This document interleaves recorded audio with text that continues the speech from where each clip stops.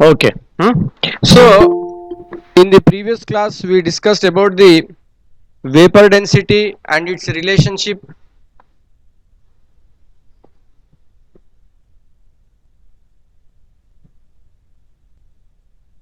भैया systematically unstable.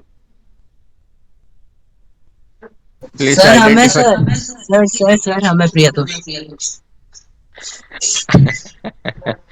ये क्या अजीब जैसा नाम लगाया हो यार है? सर वो बहुत पहले से डाले हुए थे नाम। Okay. Hmm. So today we are going to discuss about the percentage composition, empirical and molecular formula. In the earlier class, we have discussed about the relation between vapor density and molecular weight. The simplest relationship is double the vapor density of the gas and you will get the molecular weight of that gas. Well, that is very nice working with gases.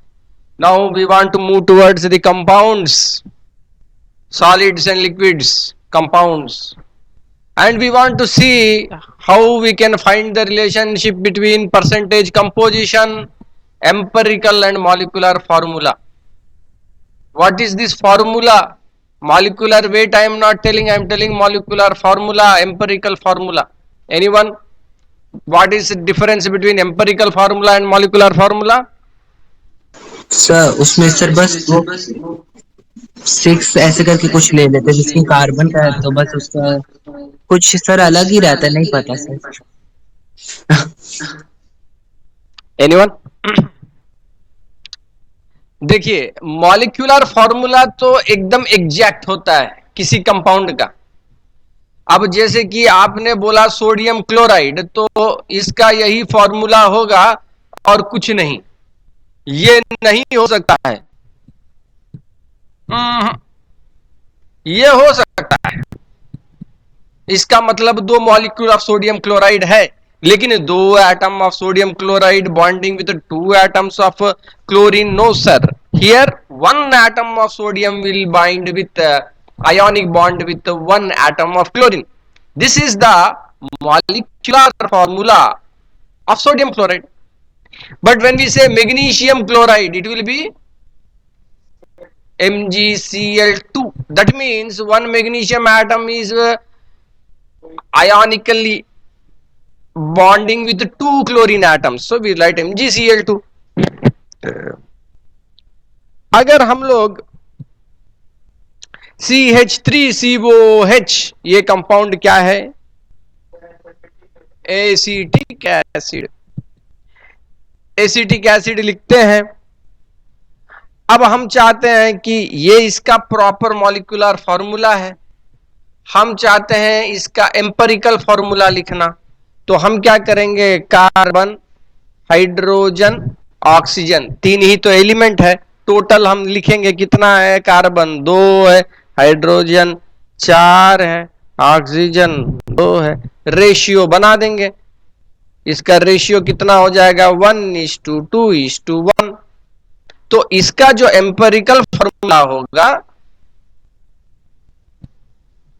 वो हो जाएगा CH2O।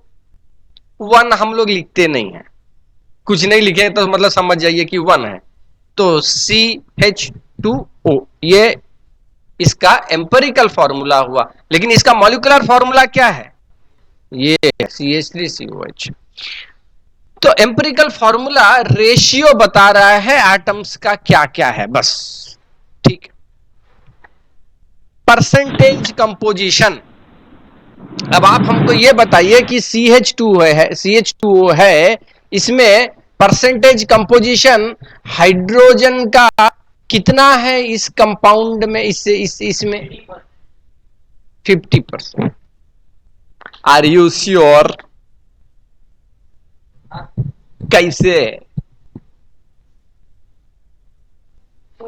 2 atom hydrogen का sir, एक hydrogen, एक carbon, एक oxygen.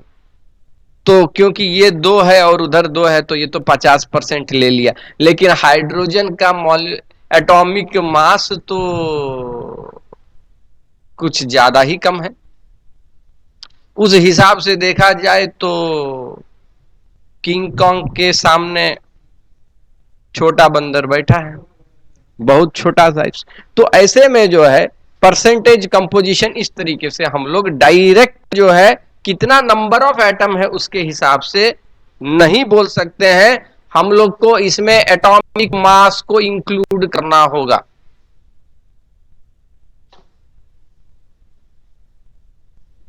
अब हम लोग आते हैं अपने स्टेप बाय स्टेप इंट्रोडक्शन के बाद percentage composition.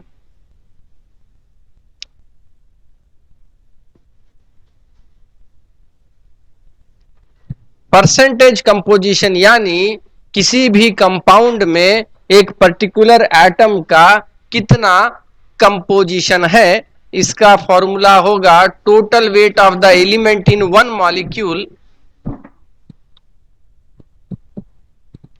total weight of the element